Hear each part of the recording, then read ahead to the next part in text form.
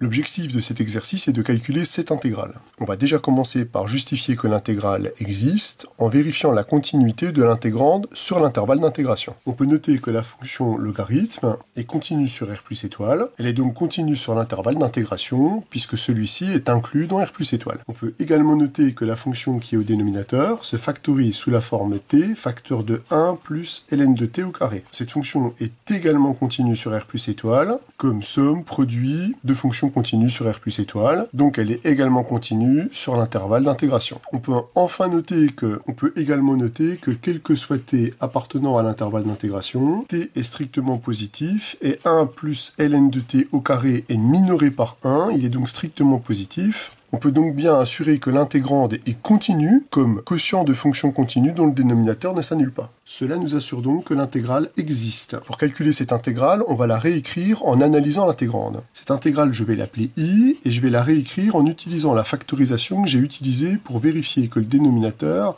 était bien à valeur strictement positive. Le terme sous l'intégrale va s'écrire ln de t dt sur t, facteur de 1 plus ln de t au carré. On note que sous cette intégrale, on récupère l'expression ln de t, simple et au carré, et on récupère également 1 sur t, qui est la dérivée de ln de t. On a l'impression qu'il y a bien une composition là-dessous. Si on n'arrive pas à démêler cette composition, pour y voir un petit peu plus clair, on peut appliquer le théorème de changement de variable. Effectivement, dans la formule de changement de variable, on voit que sous l'intégrale ici, on a une fonction composée avec phi, ainsi que sa dérivée sous la même intégrale.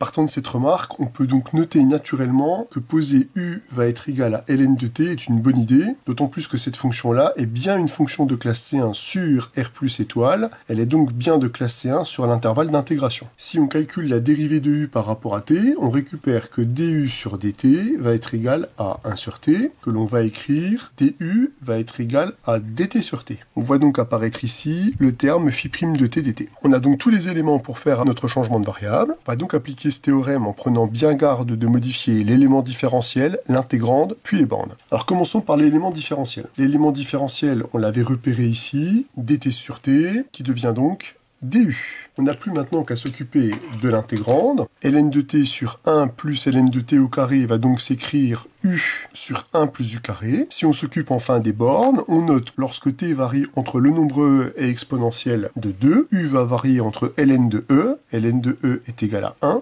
et ln de exponentielle de 2 qui est égal à 2. On récupère une fonction qu'on peut quasiment intégrer directement, puisqu'on a quasiment une expression de la forme f' sur f. Il suffit simplement de rajouter un facteur 2 au numérateur de l'intégrande que je compose avec un facteur 1/2 hors de l'intégrale par linéarité de l'intégrale. Et là, on a exactement un terme de la forme f' sur f qui va donc s'intégrer en ln de valeur absolue de f. On peut donc intégrer directement puisque l'intégrande apparaît comme une dérivée. Pour calculer l'intégrale, il nous suffit donc de calculer le crochet de ln de 1 plus u carré entre 1 et 2. On obtient donc que notre intégrale est égale à 1/2 de ln de 1 plus 4, c'est-à-dire de ln de 5, moins ln de 1 plus 1 au carré, c'est-à-dire ln de 2. Le calcul de l'intégrale est terminé et l'expression simplifiée.